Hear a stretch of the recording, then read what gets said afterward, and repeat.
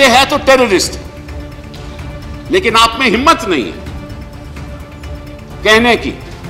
2047 से आज तक आप लोगों में हिम्मत नहीं है कहने की गॉडसे टेररिस्ट था।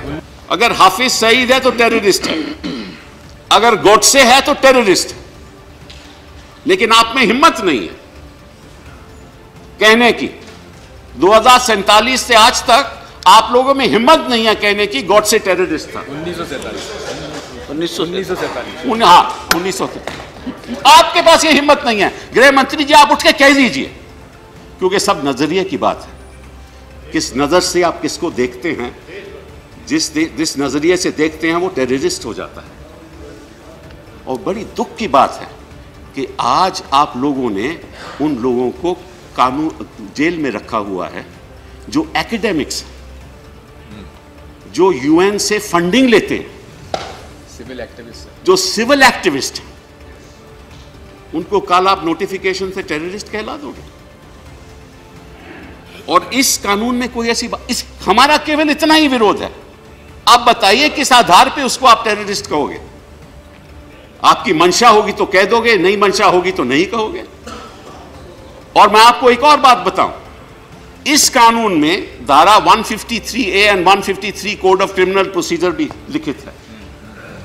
जो कम्युनल एक्टिविटी करता है under UAPA he can be declared to be a terrorist.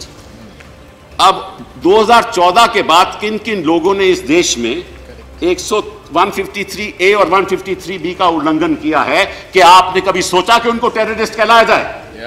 Correct. आप कभी सोचेंगे भी नहीं, बिकॉज आपका नजरिया दूसरा है। करेक्ट। आप केवल उन लोगों को टेररिस्ट दिखाएंगे जो आपके खिलाफ बोलेगा। अब JNU में कुछ हो गया, कुछ युवाओं ने कुछ कर दिया, उनको आप टेररिस्ट दिखा देंगे। कहीं और यूनिवर्सिटी में कुछ हो गया, किसी दलित ने कुछ कर दिया, उस टेररिस्ट दिखाएंगे। कोरेगांव में कुछ हो गया तो उन लोगों को आप टेररिस्ट कहलाएंगे। और वो बेचारा करेगा क्या? तो पहले तो आपको ये स्पष्ट करना चाहिए किस आधार पे आप कहोगे कि ये शख्स टेररिस्ट है और ये शख्स टेररिस्ट नहीं है।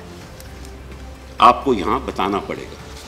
मैं ज़्यादा वक्त नहीं लूँगा, 2-4 बातें आपके सामने रखूँगा कि एक बात का हम आपको दाद देते हैं कि जहाँ तक आपकी बात है, you get what you see and you see what you get. लेकिन हम आपको एक आश्वासन देना चाहते हैं कि from here this side also you will get what you see. हम जब अब ऐसे कानून इस तरह के प्रावधान लाएंगे, क्योंकि आपका नजरिया कुछ और है, हम यहां खड़े होकर विरोध करेंगे टिल आवर लास्ट ब्रेथ।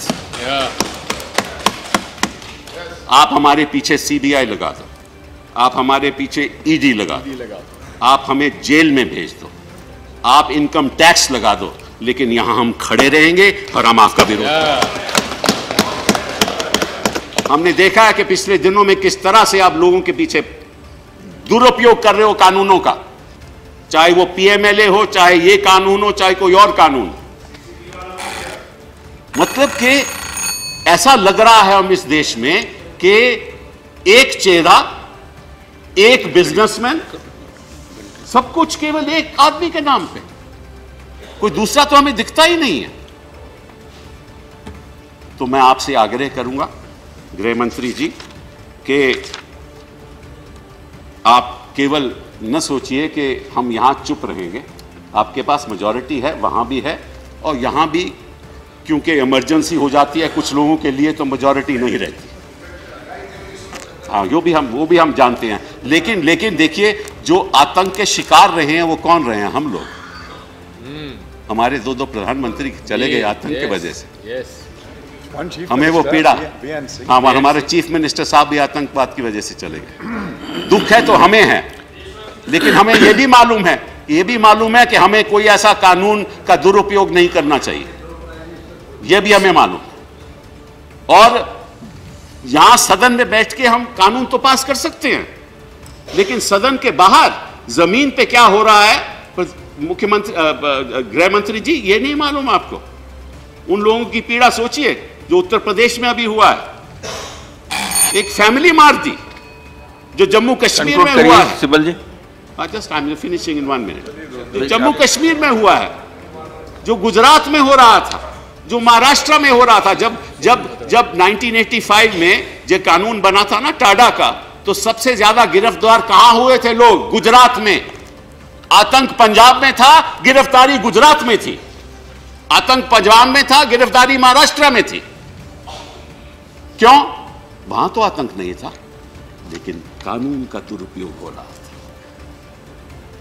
मैं आपसे इतना आग्रह करूंगा कि सदन को यह बता दीजिए, एनआईए की आपने बात की भाई साहब, एनआईए में तो ऑलरेडी कानून है under section 3 and section 6 of the NIA Act. This is a scheduled offense in the schedule of the NIA Act. Yes. So in fact the NIA can investigate any offense in any state, even under the present law. Correct. Correct. There is no issue there. The only amendment that you have brought under section 25 is that you can actually now confiscate the property through the approval of the Director General. Fine, we have no problems with that, because that power is already with you. Our problem is that this open-ended declaration of a private person as a terrorist is just meaningless. It is unconstitutional. It will be struck down and it will come back to you, and then you will have to send it to a standing committee or a select committee. Thank you very much. Thank you. Maharashtra आणि देश विदेशातील बातम्या पाहण्यासाठी समाजशील news चॅनलला subscribe करा आणि video आवडल्यास like करा आणि मित्रांसोबत शेअर करा.